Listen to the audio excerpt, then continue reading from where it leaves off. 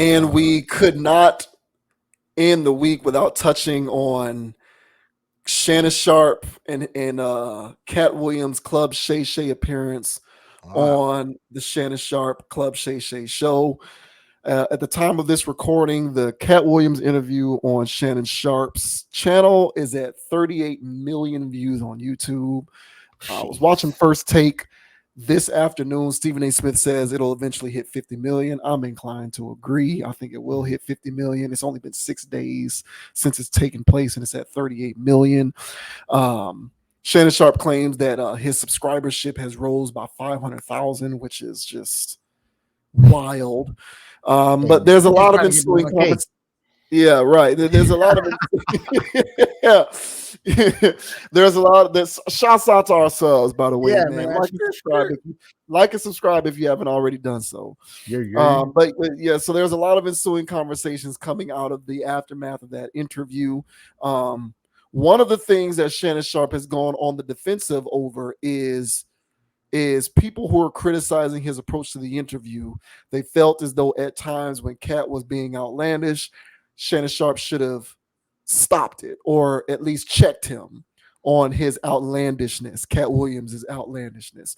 And so there are certain people who are disappointed that Shannon didn't do that. One of those people is Kevin Hart, for example, because Kevin Hart caught strays from Katt during this interview. And one of the people who questioned Shannon on why Shannon didn't, hit the brakes on some of the stuff that Katt was saying was Kevin Hart. But we'll go ahead and talk briefly about our takes on this situation here. This says, Shannon Sharpe responds to criticism over Katt Williams' interview. You're not mad about I didn't cut this man off. Shannon Sharpe has given a reason why he thinks people are upset with how he handled the viral Club Shay Shay interview with Katt Williams. On the Saturday episode of Nightcap, Sharpe took some time out of his conversation with Chad Ochocinco to address all the criticism he's been receiving thanks to a sit down with the legendary comedian. People criticize Sharpe for not being a true journalist and allowing Williams to control the entire interview, where he made various shocking claims about fellow comedians such as Steve Harvey, Cedric the Entertainer, and Kevin Hart. According to Sharpe, people are actually mad at his interview with Williams because of how viral it went and how beneficial it is to his platform. At the time of writing, the clip has crossed the 30 million mark in views on YouTube. So like I said, it's actually at 38 million at this point. So these are some quotes from Shannon, but we'll just go ahead and play a clip from this. Hopefully Nightcap has not reached the level of Joe Budden or DJ Academics, and we won't get flagged for playing this. But if we do get flagged, the video upload for this will edit this out, and you will just be able to click on the link so that you can check this out for yourself. But here is Shannon on why he thinks people are really mad about the Katt Williams interview.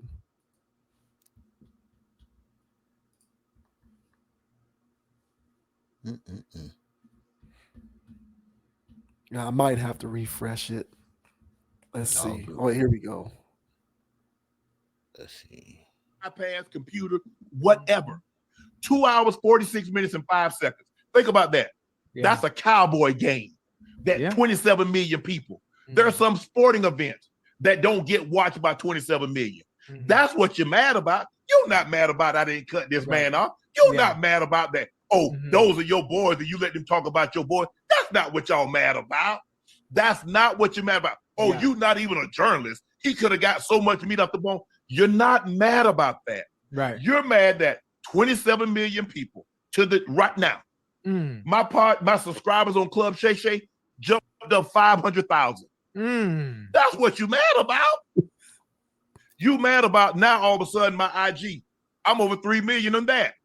That's mad about the potential. Man, y'all know what's gonna happen now. Man, somebody might come throw a boatload. Or that's what you mad about. Yeah. But when you was biting the apple, I never said anything negative about y'all.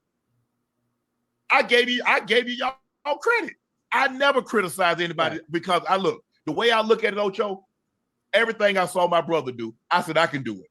Right. You know why? Because he lived in the same house I lived in. He got rained on just like I did. He had to go outside to the woods to go to the bathroom just like I did. So hell, if he went to college, why can't I? If he go to the NFL, why can't I? So if I see you guys do something, you do it.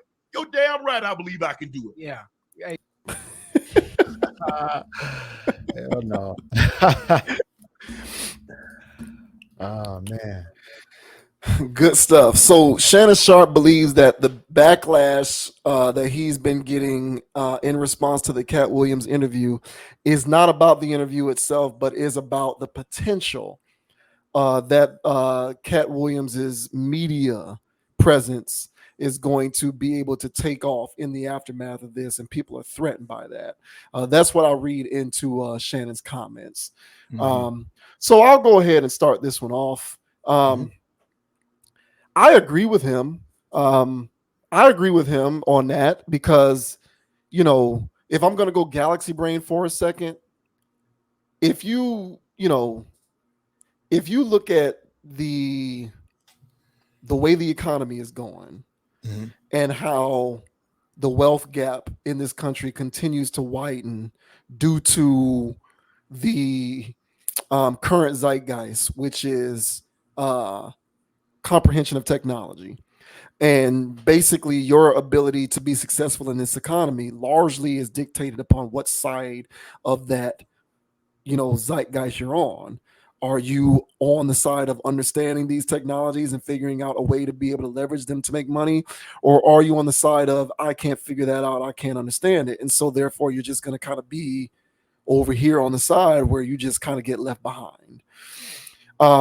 This is causing the haves and have-nots to be discernibly distinguished. And I think in lieu of that, what we are seeing is a lot of people who are just abjectly miserable and upset with the trajectory of their lives, not really happy with where things are going. They're not happy with their own jobs, their own careers. They're not happy with their own income, their own net worth. They're not happy with the house they live in. They're not happy with their spouse. They're not happy with the kind of car they drive. They're just generally dissatisfied with a lot of things. And so when these people see someone else being successful, I think a knee-jerk reaction is for people to kind of hate on it and to be upset about it and to feel threatened by the potential for success that thing can pose. And like, if you're somebody who's been a journalist for a long time, or if you've hosted your own radio show or your own podcast or your own TV show for 20 years and you've been here with it, right? And then you see somebody like Shannon Sharpe, who's barely been doing this for a couple years, do one interview, and all of a sudden the potential for his platform far exceeds anything that you've been able to do for 20 years. I think despite how good or bad you think the content is, because you feel threatened by that, your initial reaction is going to be to criticize it in some kind of way. Because the actual critique that people are throwing at Shannon Sharpe, now that obviously does not have anything to do with Kevin Hart. Kevin Hart's uber successful, but other people in the podcast, media, internet, journalism space who aren't Kevin Hart, who are throwing shade at Shannon, that's who that pertains to. I think Kevin Hart has a genuine beef because I don't think Kevin Hart is threatened by Shannon Sharpe. Kevin Hart has more money and is more successful than Shannon Sharpe. So I don't think Kevin Hart has a reason to feel threatened by Club Shay Shay or Shannon Sharpe. But for the rest of the people out there who have a problem with it, it pertains to them. And that's where I think it comes from. I think they feel threatened by that. I think people's natural reaction is to feel threatened by success, especially when that success is coming from someone who they perceive to have not put in as much work or time as them. And Shannon Sharpe's been doing this podcast thing not for very long. In the grand scheme of this, he's been doing this for what, a couple years, maybe? Not that long. Club Shay Shay ain't been around for that long. And so if you've been doing this for 5-10 years, this guy does one interview, has 40 million views on one interview. Yeah, I guess you can feel a little threatened by that, but that's on you for not leveraging your platform to the extent that he has. I think that's a testament to Shannon's ingenuity and not in it's a testament to Shannon's ingenuity, and it's an indictment on your lack thereof. But people just kind of have that kind of a natural reaction, and you always know how nonsensical someone is when you kind of look at the merit of the criticism. People have a problem with the fact that Shannon wasn't cutting Katt Williams off or not being more journalistic in his approach to the interview. Okay, you can say that, but at the end of the day, Shannon also didn't do that to the people who made the initial comments that Katt wanted to go at.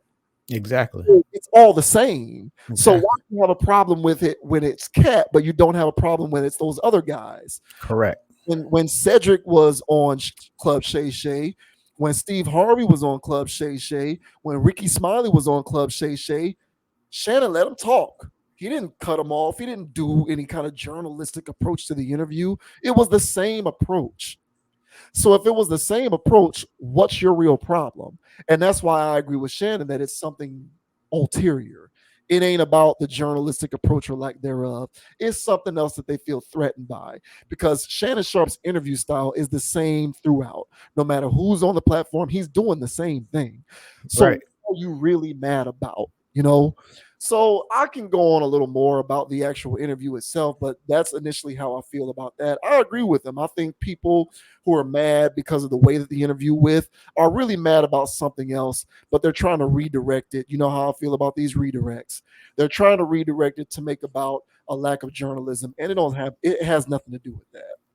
Yeah, they were also lumping in, the internet streets, also lumping in Steven Jackson into this because Steven Jackson was like, oh, that's supposed to be your boys, and you just let him just talk like this. We don't do that on our show. And so that's why part of what Shannon was also saying was like, hey, look, man, y'all just mad. Like, y'all just mad because we at 27 million as we speak. Yeah. That's why you upset. And I also seen some stuff in the comment section where people was basically saying like, and this is just for Steven Jackson. I'll get to Shannon, but just even for Steven Jackson, it's a thing where he doesn't really do any interviewing. He's not a journalist either.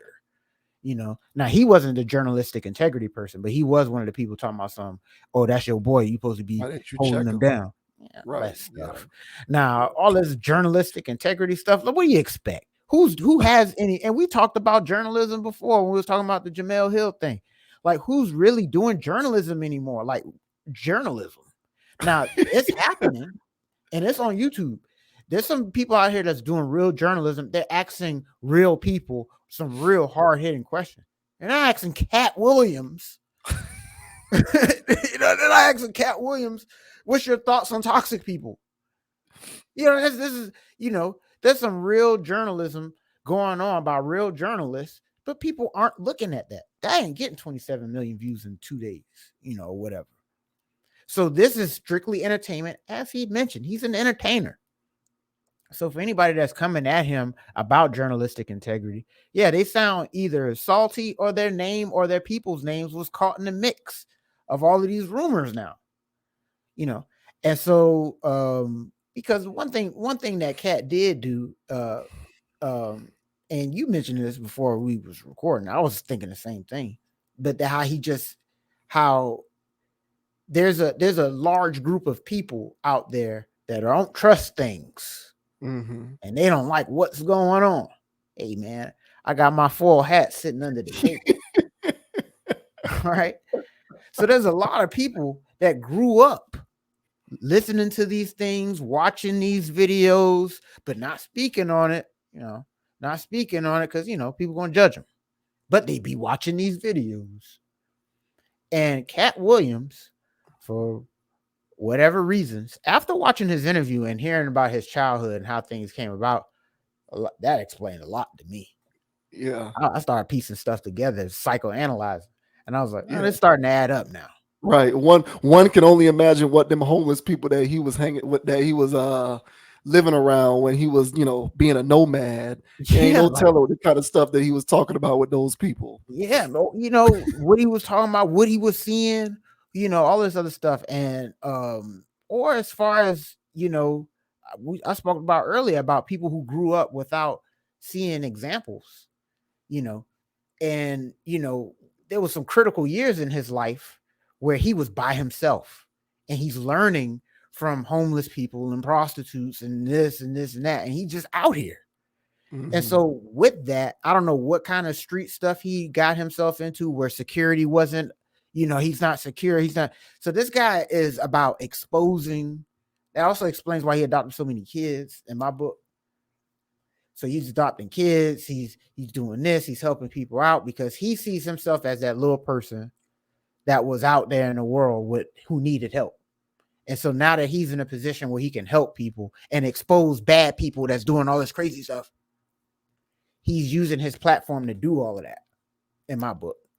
So he saw this as an opportunity, and others, to say what he has to say in order to, and I think there's a lot of that has to do with his upbringing. So him going off, there's a large group of people, on the interwebs that want to hear what's going on the other side, because they know there's some power bottom stuff going on. We just don't know the players. And so Katt Williams is giving you names of players. So the internet is eating it up. Yeah. And so that's why I think that the outside of him being so explosive and just being Katt, and honestly just funny, I was laughing through a lot of it. And because if you know Katt, it's hilarious. And so I think it was just good stuff.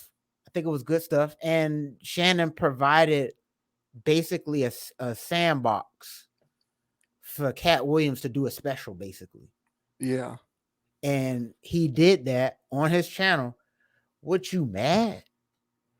So, hey, I think it was great for the internet. It's great for people. It opens this thing, whether people agree with him or not. It's opening the door for conversations to be had.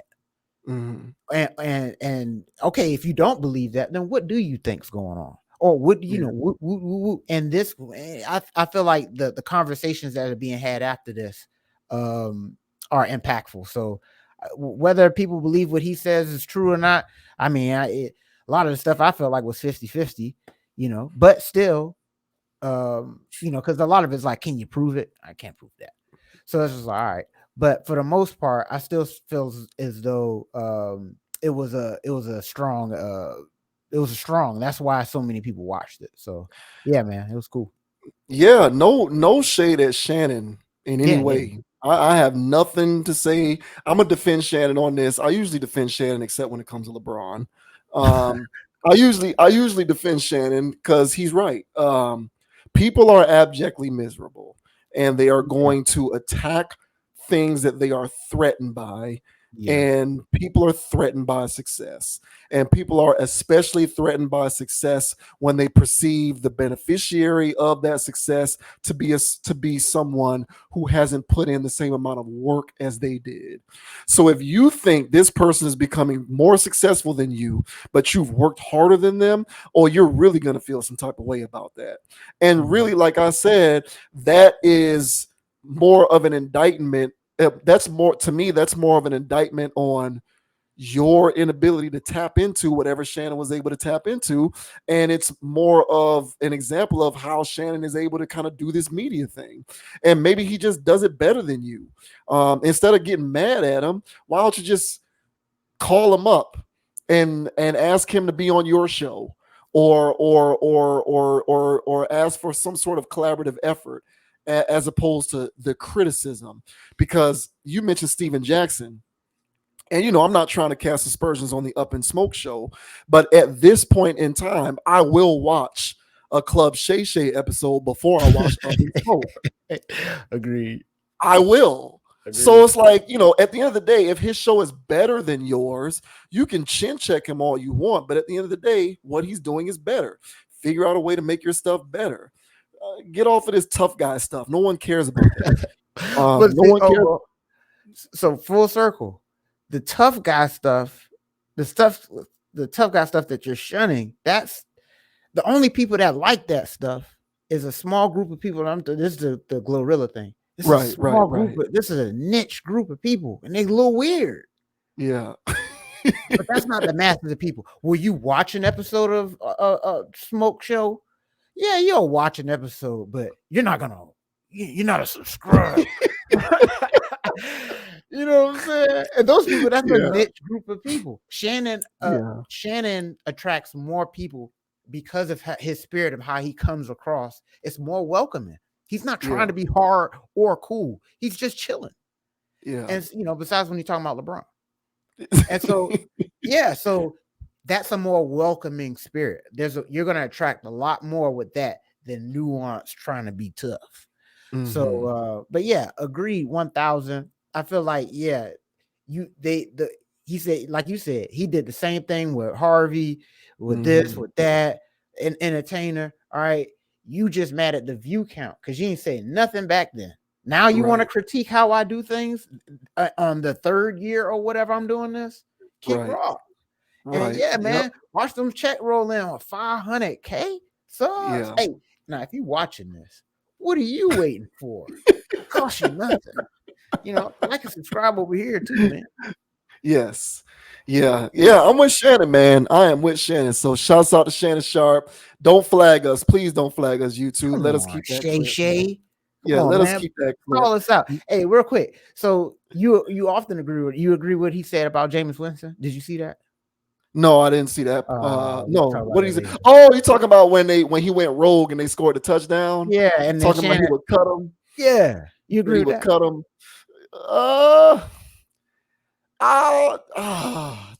Shannon is old school. Yeah. I honestly, it depends because isn't Jameis the backup? Because Carr's the starter, right? So Jameis, he's saying the reason that he's the backup is because he'll do something rogue. Nah, he's the backup because they think Carr is better. I don't want to hear that. I don't believe that. He's the backup because they think Carr is better. I probably wouldn't cut him because that's the first time he's ever done anything like that. Jameis has just been high interception turnover guy. He's never been disrespect the coach guy. So to me, that's an indication that the players don't respect the coach. So I'm probably looking at the coach before I'm looking at Jameis Winston because that guy looks like the type of guy who players are likely to not respect. So it doesn't have to be Jameis. It could be someone else. And maybe that other person won't disobey the director to go in there and do victory formation and take the knee, but they may still not respect the coach. And so at the end of the day, you do not want a locker room full of dudes who do not respect the guy in charge. Agreed. So I'm looking at the coach before I look at Jameis. My FSU, I can't see myself cutting Jameis. Your whole argument just went in the trash. I know. I just killed it. I just killed myself on that. But no, all jokes aside, disregarding the FSU part, I would look at the coach first before I looked at the player because, okay, you can get rid of Jameis, but like I said, the next player may not do that. But if the coach is someone who doesn't garner respect from the players, you'll still have a dysfunctional situation because the players don't respect them. So I'm looking at the coach. Agree. I felt like he was a little too harsh on that take. I felt like it was a little extreme. But as you mentioned, that was a real old school take. Yeah. When it comes to football, Shannon leans old school for sure. Yeah, Shannon is definitely get off my lawn, old school, run the football. When it comes to football, Shannon is on that old school stuff for real. No water breaks type. Right. But shouts out to Shannon Sharpe. Shouts out to Club Shay Shay. Shouts out to the Nightcap Show with Chad Johnson. I like what Shannon Sharpe is doing. I appreciate his presence in the media game. Not everyone has to be a journalist or someone who doesn't do things the way you think they should be done because they're becoming better than you at what you've been doing for longer. So I think you should look yourself in the mirror if you're somebody who's mad at that Katt Williams interview. Just saying. Yeah, but we'll go ahead and close it out. This was an excellent stream. Appreciate everybody for tuning in. Shouts out to the boy McCall who chimed in on the chat. Appreciate it as always. Shouts out to everybody who has joined us along for the ride. And if you happen to be checking out this for the first time, go ahead and subscribe to the channel, man. Hit that like button. We love and appreciate everybody who has subscribed to the channel. As you join us along for this ride, as we continue to kick that logical content, we will hit our first goal of 1,000 subscribers, strictly organic, no money behind it. We are doing this all off the muscle, and you got to commend that. My name is JV Wins. That is Dogon SS. Check me out on Instagram at JV Wins, JVWINS. Check out Conscious Approach on Instagram at Con Approach, CONAPPROACH. If you're watching this video on Facebook, follow the page, like the page, leave a comment wherever you see this video. Let us know what you think. Let us know where you think we went right, wrong. We don't care. We are not here to run a cult. So please disagree with us because we don't give a damn. Otherwise, we will catch you on the flip side. Thank you for joining us. And the name is Dogon SS. You can find me on Instagram at Dogon_SS and on YouTube at Dogon_SS. Yeah, I think it's underscore. Hey, you can also find me on TikToks as well. All right. Now, I don't post no videos or anything. All right. Yeah. All right. But I be dropping them comments and they be going hammer. All right. Dogon_SS over there as well, too. So, as I say on every part, guys, don't be too high. Don't be too low. Keep it calm. Keep it calm. Keep it chill. Keep it clear. And don't let anybody get you off your pivot. So, until the next time, everybody. We'll catch y'all on the flip side. That's right. That is right. That is right. We are signing off. Shouts out to the Heat. Shouts out to Coach Spo. Beat the Rockets last night. I'm praying for my Dolphins this week when we go to Kansas City. Hopefully we'll ink that one out with a win. But go Heat, go Dolphins. Until next time, ladies and gentlemen, members of the Conscious Approach community, thank you for watching. We'll catch you on the next video. We are out. Peace. Go Canes. Yeah.